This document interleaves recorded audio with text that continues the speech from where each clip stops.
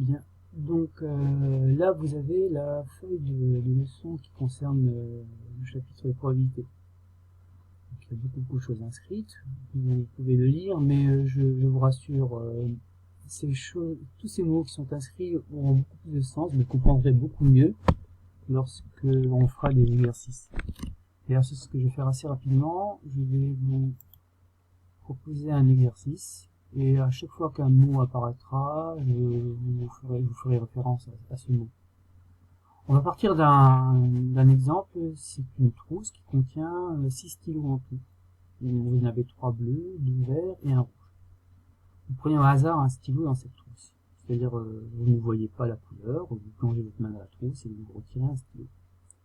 Et on va s'intéresser à la probabilité d'apparition d'un stylo bleu, vert, rouge, ou bon, vous verrez les questions.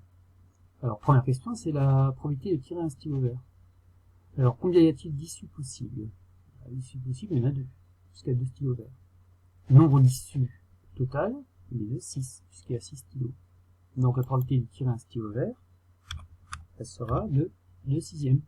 Le nombre d'issues favorables divisé par le nombre d'issues possibles. On peut simplifier, ça fait un tiers. On a une chance sur 3 de tirer un stylo vert. Quelle est la probabilité de ne pas tirer un stylo vert? Eh bien, la probabilité de ne pas tirer un stylo vert, c'est de tirer un stylo bleu ou rouge. C'est-à-dire qu'on en a 3 ici, et 1 ici, ça fait 4. Ça sera 4 sur 6. On peut simplifier 2 sur 3. Donc on a 2 chances sur 3 de ne pas tirer un stylo vert. Quelle est la probabilité de tirer un stylo noir? Il n'y a pas de stylo noir, donc la probabilité elle est de 0. Alors comment on appelle cette probabilité? On dit que c'est un événement qui est, c'est tout encore, qui est impossible, puisqu'il n'y a pas de stylo noir. Quelle est la probabilité de tirer un stylo vert ou un stylo rouge? La probabilité de tirer un stylo vert ou rouge, elle est 2. Alors combien y a-t-il d'issues favorables? Il y a 2 stylos verts et un stylo rouge, ça nous fait 3. 3 sur combien? Le nombre d'issues possibles, c'est 6. 3 sixièmes égale fraction 1/2. On a donc une chance sur 2 de tirer un stylo vert ou un stylo rouge. Donc probabilité tirée, on peut dire, c'est inscrit. Quelle est la probabilité de tirer un stylo vert ou rouge ou bleu? Ça c'est un événement qu'on va appeler un événement certain, puisque ce sont les 3 couleurs qui sont dans la trousse. Donc là, la probabilité sera de 6 sixièmes, ou 1. D'ailleurs, une probabilité est toujours comprise entre 0 et 1.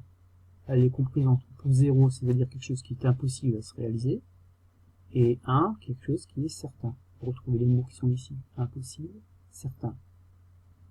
Alors maintenant, incompatible, on verra ça plus tard, des événements contraires. Alors l'événement contraire, c'était ici. Quand on parlait du stylo, la probabilité de ne pas tirer un stylo vert, c'est le contraire de tirer un stylo vert. Puisque quand vous tirez de cette trousse, vous tirez un stylo vert, ou vous ne tirez pas un stylo vert. Alors ici, on aurait pu avoir un autre raisonnement. 6 sixièmes, c'est tous les cas possibles. 6 sixièmes, c'est tous les cas possibles. Vous enlevez, c'est quoi le contraire de ne pas tirer un stylo vert? C'est de tirer un stylo vert. Vous lui enlevez 2 sixièmes. Ce qui vous fait 4 sixièmes. Et vous retombez sur la fraction 2 tiers. Alors ça aurait été une autre manière de répondre à la question B. Mais bon, on peut le faire aussi autrement.